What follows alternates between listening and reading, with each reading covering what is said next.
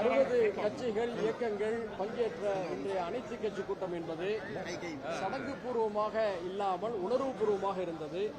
அதற்கு ஒரு உதாரணத்தை நான் சொல்ல விரும்புகின்றேன். மாண்புமிகு முதல்வர் அவர்கள் வரைவு தீர்மானத்தை வாசித்தார்கள்.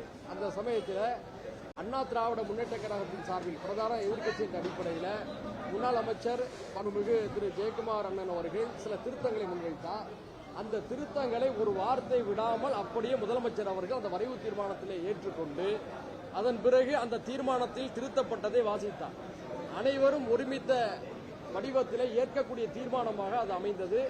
அது அனைத்து கட்சிகள் இயக்கங்களுடைய கூட்டு தீர்மானம் அல்ல, மொத்த தமிழினத்தின் தமிழ்நாட்டு மக்களுடைய உணர்வுகளை வெளிப்படுத்தக்கூடிய வார்த்தைகள் என்பதை இந்த நேரத்தில் தெரிவித்துக் கொள்கிறோம்.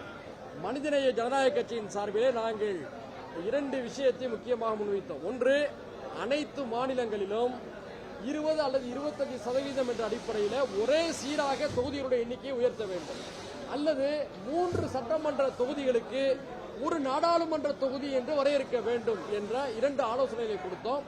எக்காரணத்து கொண்டும் மக்கள் தொகை அடிப்படையிலான தொகுதி வரையறையை ஏற்கக்கூடாது என்று கூறினோம்.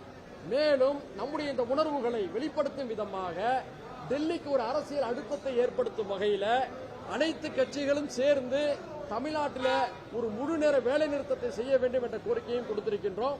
கூடுதலாக இதனால் பாதிக்கப்படக்கூடிய மாநில முதல்வர்களுடைய உச்சி மாநாட்டினை நம்முடைய மாண்புமிகு தமிழக முதல்வர் அவர்களை தலைமையேற்று நடத்த வேண்டும் என்றும் மனிதநேய ஜனநாயக கட்சியின் சார்பில் வலியுறுத்தியிருக்கின்றோம்.